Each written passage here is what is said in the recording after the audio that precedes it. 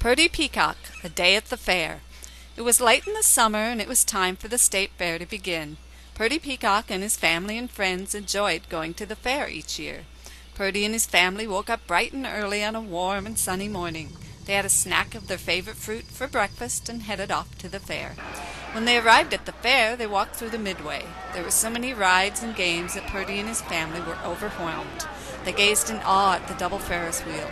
It was so high in the air, and they wondered to themselves that they would be able to fly up that high.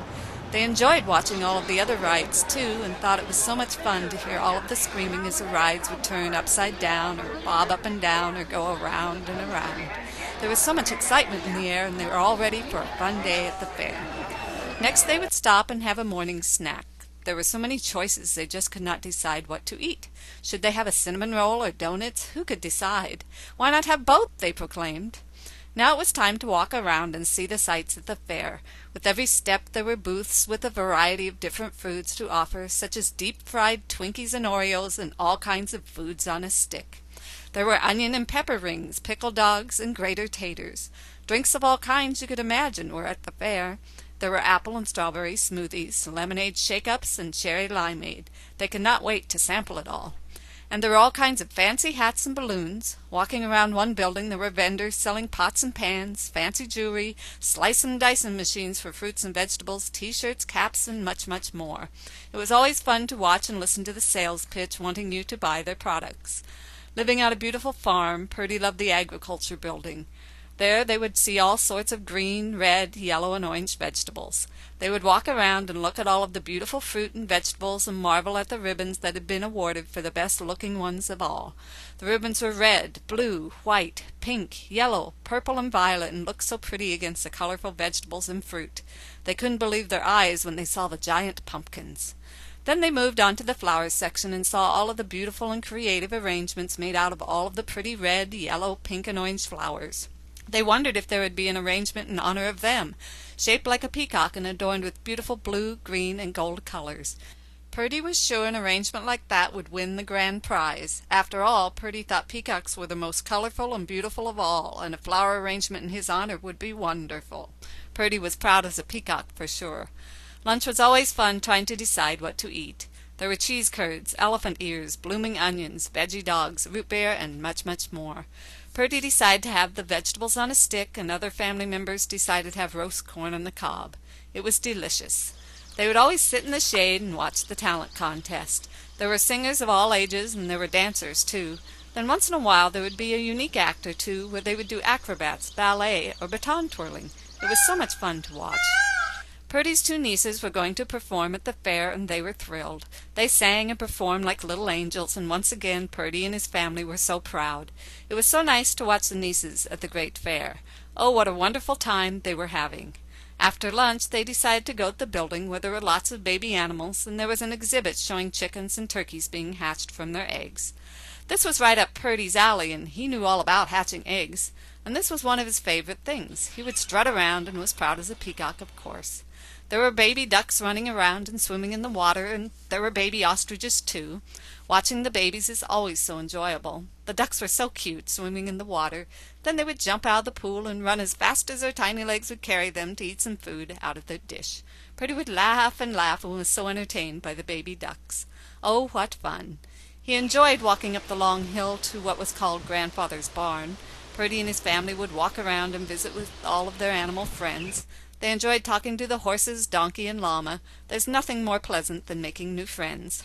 While they were up at the barn, they would walk over to Poultry Hill, where they could visit with their other peafowl friends that they always see once a year at the fair. They were so glad to see everyone.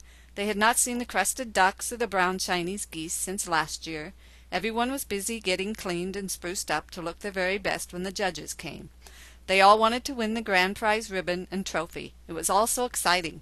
The turkey was practicing his runway walk and turning around and displaying his tail, hoping to win first prize. You could hear the clucking of the chickens, the nervous quacking of the ducks, and of course the beautiful and delicate scream of the peacocks.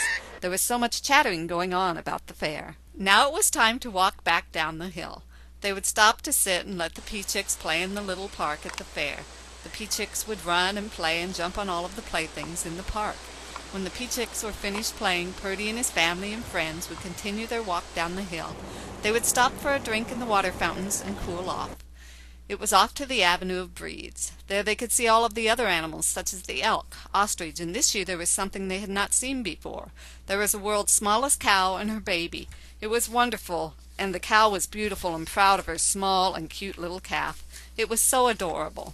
They saw the horses strut around and saw the pigs being washed and walking around, cows being brushed, and they also saw the soft and furry sheep. They saw what was called Super Bowl in the cattle building. There was a contest, and the prize went to the largest bull at the fair.